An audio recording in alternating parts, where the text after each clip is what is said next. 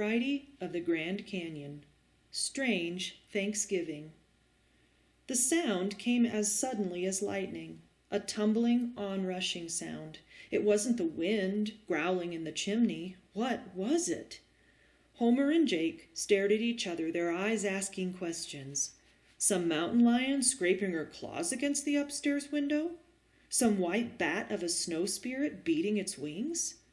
Homer was out of his blanket, facing into the muzzle of the rifle, but all senses, save his hearing, were numbed. He was struggling to bring in the strange sound.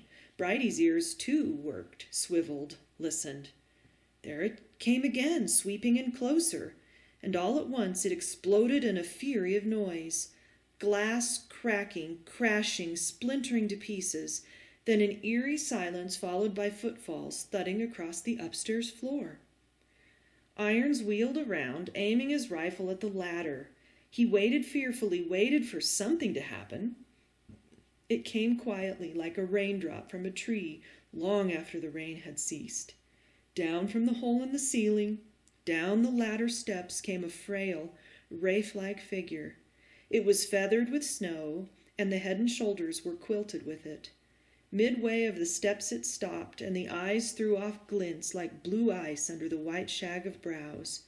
Now the voice of the snow spectre shattered the quiet. "Point that rifle down," it commanded.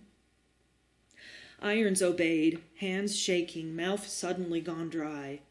The man facing him was little, almost puny, and his voice mild, yet there was something in his eyes, a terrible courage and power which gave him command. The eyes were wide now, trying to believe what they saw. Unmoving, the little man stood there halfway up the steps, erect under an enormous pack, and looked down on them all. No one made a move or a sound, not a welcome shouted, nor a bray, not so much as a throat cleared. In all that silence, Brighty tiptoed soundlessly toward the steps, ears swinging free, eyes gazing up in recognition. He felt out the first step, the second, and on up until he could reach with his nose and touch the mittened hand. "Bright angel," the man whispered. Eyes held each other an instant. Then Brighty began an excited wheezing. The bray was a long time coming, but when at last it burst free in a trembling "ee-haw, ee-haw," it flooded the room. Now Homer was like a boy not wanting to be outdone. "Uncle Jim!" he cried out. "Oh, Uncle Jim, I knew you'd come." His voice cracked. "I should have listened to you." Uncle Jim was careful, backing Brighty down the steps. "Shush, Homer," he soothed. "I'm the one's to fault. If I'd had a lick of sense, I'd hog-tied you till spring." Irons, still holding the rifle, looked on in a trance. He watched the slight figure drop his pack on the floor and stamp the snow from his feet.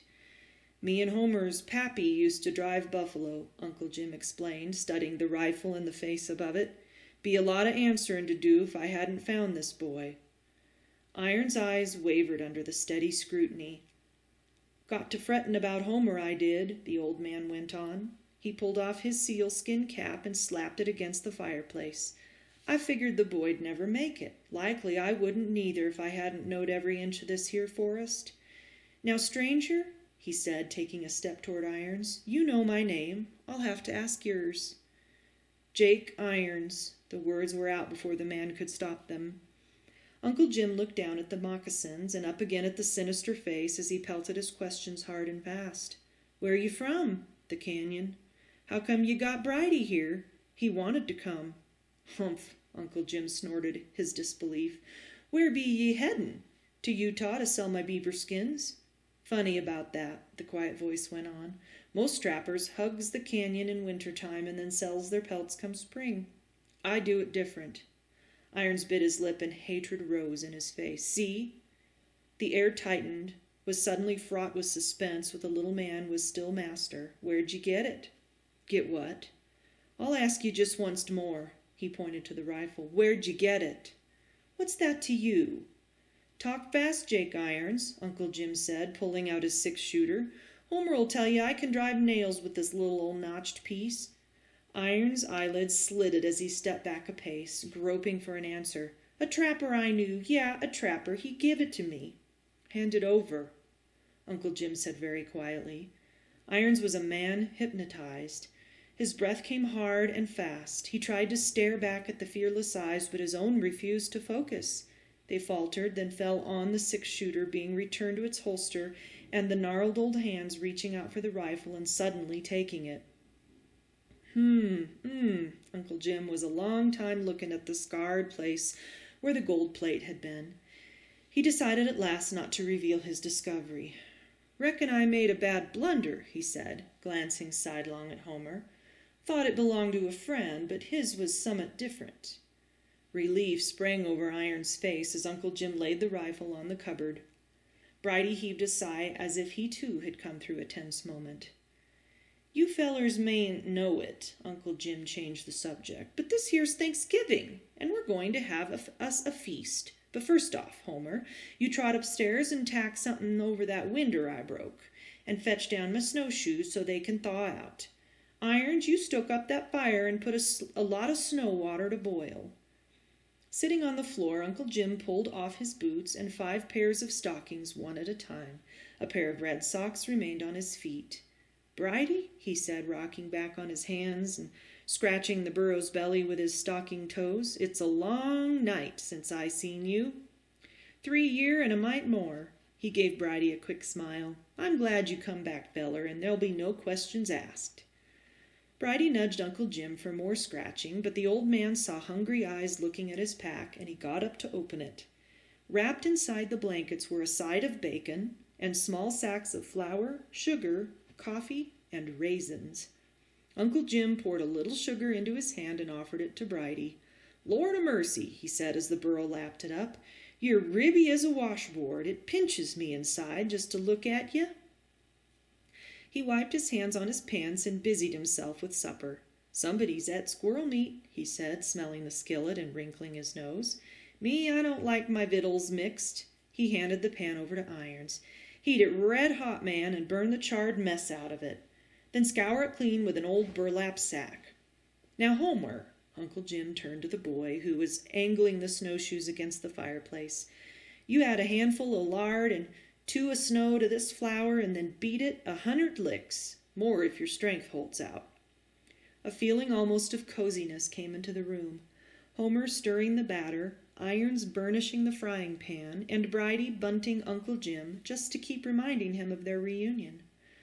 While the biscuits were baking, Uncle Jim made a wick from strings of the flour sack and dipped it in a small can of lard. "I likes to see what I'm eatin'," he pronounced as he lighted the makeshift candle.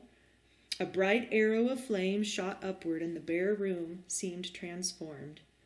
Homer snuffed the mingled odors of bacon frying and coffee boiling and the lard candle. "Smells mighty nice, Uncle Jim. I've been living on nothing but apples and snow water for days." While the 3 men sat eating by candlelight, Uncle Jim's eyes were on Brighty. "Maybe," he thought, "I'll have to wind saplings around his feet like little round snowshoes." "No," he shook his head. "Might be all right for horses in Iceland, but not for Brighty." His gaze went down to the tiny hoofs, and he could see them plunging through the crust on the snow and thrashing about in a wild panic to be free. He shuddered. "I'll puzzle this out some way," he promised himself.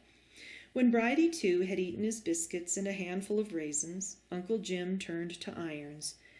"Me and you'll wash up," he said, "while Homer works on his snowshoes.